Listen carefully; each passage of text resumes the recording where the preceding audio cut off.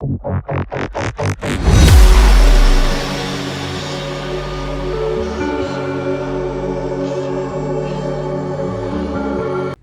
गिराती कर जाएगी हम लोगों तो वो चलेगी दुनिया से। इस बात का अफसोस, इस बात का दुख तो रहेगा। मैं उनको अपनी श्रद्धासुमन अर्पित करता हूँ। उनके परिवार वालों को ये आघात लगा, उसको शक्ति दे।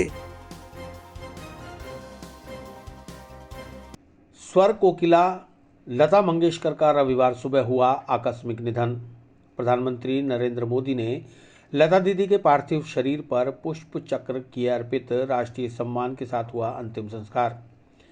6 फरवरी रविवार की सुबह भारत की महान गायिका स्वर कोकिला के नाम से विख्यात लता मंगेशकर का 94 वर्ष की उम्र में मुंबई के ब्रीच कैंडी अस्पताल में आकस्मिक निधन हो गया।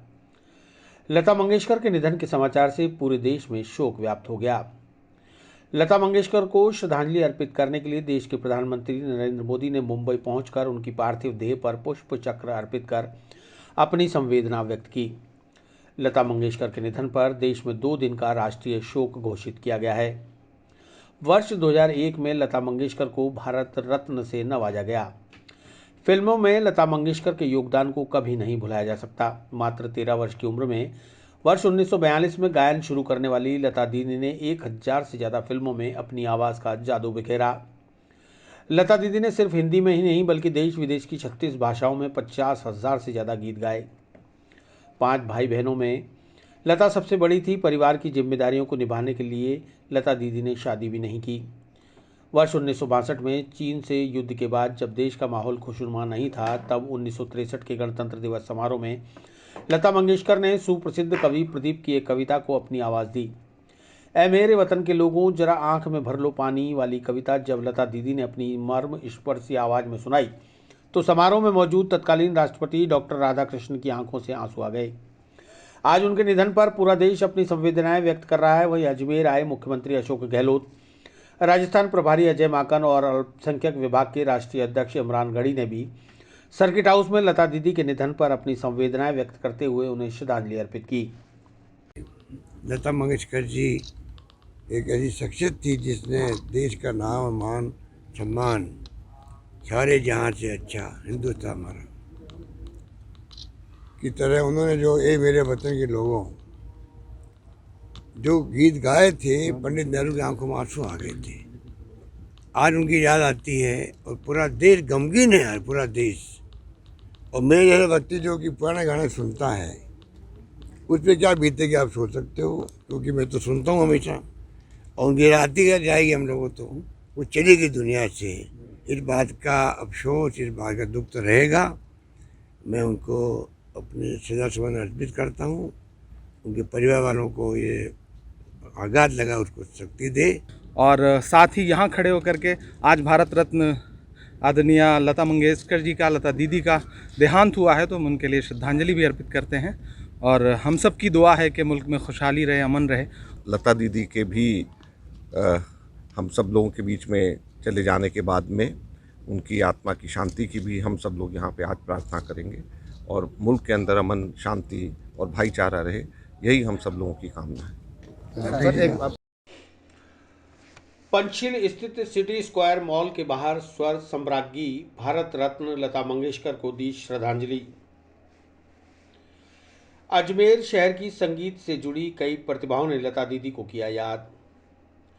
वार्ड नंबर 76 पंचशील नगर स्थित सिटी स्क्वायर मॉल के बाहर स्वर सम्राज्ञी भारत रत्न लता मंगेशकर के आकस्मिक निधन पर वार्ड पार्षद अतीश माथुर व पंचशील निवासियों के साथ ही सम्राट पृथ्वीराज चौहान, राजकीय महाविद्यालय की संगीत व्याख्याता मधु माथुर, मधुलिका नाग, मनीष माथुर, शास्त्रीय गायक आनंद वैद्य, प्रिया शर्मा ने पुष्प अर्पित कर स्वर कोकिला लता मंगेशकर को श्रद्धांजलि दी। पार्षद अतीश माथुर ने बताया कि लता मंगेशकर के जाने के बाद देश ने संगीत की दुनिया से एक अनमोल रत्न खो दिया। ऐसा कोई पुरस्कार नहीं रहा जो लता मंगेशकर जी को ना मिला हो। हमें बड़ा दुख है। हम सभी देशवासी ये प्रार्थना करते हैं कि उनकी आत्मा को भगवान अपने चरणों में जगह दे।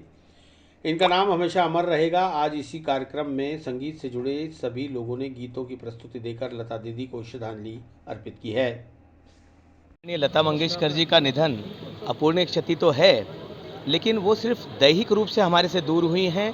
जैसे आसमान में सूर्य है, वैसा ही लता जी का स्वर अजरा अमर रहेगा, यही अपेक्षा है हमारी। और आज के दिन हम सभी उनको विनम्र श्रद्धांजलि देते हैं। उनका सुर हमेशा हमारे कानों में और मस्तिष्क में और इस ब्रह्मांड में छाया रहेगा।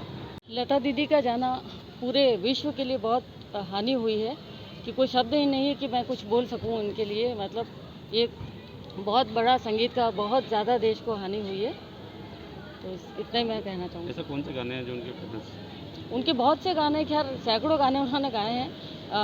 नाम गुम जाएगा और ऐसे ये मेरे वतन के लोगों, ये ऐसे कुछ गाने देश प्रेम को लेकर के, देशभक्ति जगाते हैं, देश प्रेम जगाते हैं। ऐसे सैकड़ों गाने उन्होंने इतना भाव से गाया कि हर एक की आंखों में आंसू एकदम भर आते हैं उनका गाना सुनते ही। ऐसी उन्होंने भावपूर्ण उन गानों को गाया है। तो लता जी का निधन हमारे लिए क्या पूरे विश्व के लिए एक अपूर्णीय क्षति है। स्वर साम्राज्ञी एक स्वर खामोश हो गया जैसे। इस क्षति को कोई भी नहीं भर सकता, कहीं भी इस क्षति की पूर्ति नहीं हो सकती। मैं तो क्या कहूँ उनके लिए, मतलब सुबह से मेरा तो जीतना वो हो रहा है। पहले एक रफ़ी साहब और उसके बाद लता जी का जो निधन है, मुझे लगता है कि हमारा संगीत ही एक तरह से अनाथ हो गया है। आज वार्ड 76 पंचशील के अंदर आदरणीय लता दीदी के निधन के ऊपर एक श्रद्धांजलि सभा का आयोजन किया गया यहाँ पर, और जिसके अंदर वार्ड क्षेत्र के गणमान्य व्यक्ति और साथ ही संगीत से रुचि रखने वाले, संगीत की शिक्षा देने वाले हमारे वृद्ध उपस्थित हैं। उन सब ने मिलकर के आज लता जी को श्रद्धांजलि दी है। और हम ईश्वर से प्रार्थना करते हैं कि लता जी की आत्मा को शांति मिले और उनकी जो कमी है वो निश्चित रूप से हम सबको खलेगी, और कोई ना कोई ऐसा वापस कोई कलाकार खड़ा हो जो लता जी का स्थान रख सके और भारत का नाम वापस विश्व में स्थापित कर सके, ऐसी मेरी कामना है। इस तरह के दुख है पूरे देश के अंदर। निश्चित रूप से जैसा कि बताया गया है कि लता दीदी सिर्फ हिंदुस्तान में अपने स्वर के लिए जानी जाती थी, बाकी पूरे विश्व में अपने गायन के लिए प्रसिद्ध थी। और ऐसा कोई हिंदुस्तान का ऐसा कोई पुरस्कार नहीं था जो कि उनको नहीं मिला हो, चाहे वो पद्म विभूषण हो, पद्मश्री हो, दादा साहब फाल्के अवार्ड हो और भारत रत्न हो। इस तरह के जो नामचीन जो मुख्य अवार्ड है वो तो सारे मिले हैं, और अनगिनत लाइन से अवार्ड हैं जो उनको मिल चुके हैं। जैसे अगर ऐसा कोई फनकार जाता है तो निश्चित रूप से बहुत शोक की बात है पूरे भारतवर्ष के लिए। वहाँ सरस्वती के शासक व्यक्ति उनके लिए बिल्कुल साहब, ऐसा ही कहते हैं। उनको स्वर कोकिला का नाम इसलिए दिया गया था कि वहाँ सरस्वती उनके साक्षात उनके कंठ में विराजित थी, और उसी की वजह से वो आज अजर हैं, अमर हैं। हाँ बताइए। आज हमारी लेजेंडरी सिंगर लता जी का निधन हो गया। इसके बारे में सभी को बहुत दुख है, और वह विश्व प्रख्यात थी और स्वर कोकिला के नाम से जानी जाती थी। उनका आकस्मिक निधन हम सबके लिए बहुत शोक की बात है, और वह हमारे दिलों में, हमारे मन में हमेशा ऐसे बसती रहेंगी, और उनकी आवाज़ हमारे लिए हमेशा अमर रहेगी। धन्यवाद। बॉलीवुड की मशहूर और मारूफ गुलकारा लता मंगेशकर के इंतकाल की खबरों से मुल्क हिंदुस्तान ही नहीं बल्कि बर्रे सगीर में उनके मद्दाहों में गम का माहौल है। हर जानिब लता मंगेशकर को उनके चाहने वाले खिराज तहसीन पेश कर रहे हैं। अजमेर शरीफ दरगाह में भी लता मंगेशकर को खिराज तहसीन पेश की गई। दरगाह के खादिम सैयद मुकद्दस मोइनी ने बताया कि 35 साल कबल लता मंगेशकर और उषा मंगेशकर अजमेर दरगाह हाजिरी देने आई थी। उन्हें ख्वाजा गरीब नवाज से बेहद अकीदत थी। इतनी मशहूर गुलकारा उस वक्त इतनी नहीं हुई थी, लेकिन फिर भी मशहूर थी। तो उस वक्त यहाँ हाजिर हुई, तशरीफ लाई। तो यहाँ पर हमके लिए उन्होंने मेरे से क्या, ख्वाजा साहब के लिए ज़रा आप हमें वो बताओ कि भाई क्या ख्वाजा साहब की सवाल उंगली के लिए थोड़ा बताएं। मैंने उनको सवाल उंगली भी बताई, पर उसके बाद यहाँ के बारे में उन्होंने यहाँ पे चादर फूल पेश किए, और फिर मैंने उनके पूरे परिवार के लिए उनके लिए दुआ करी कि आपको उनका पूरा परिवार भी इसी तरह से उनको इसी तरह से उनको तरक्कियाँ मिलती रहे, और इनका परिवार भी ज़रा खुश आबाद रहे। और वो गरीब नवाज ने उन पर ऐसा करम किया कि आज दुनिया उनको जानती है, उनको किसी तारुफ का मोहताज नहीं। उनको हर तरह से मेरी तो यही दिली तमन्ना है कि उनको उनके ऐशाले सवाब यहाँ से मैं पेश कर रहा हूँ, और उनको पहुँचे, उनको जन्नत करवट जन्नत नसीब हो। और इसी तरह से वो यहाँ पर मैं दुआ करके उनके लिए खिराज अकीदत पेश करता हूँ।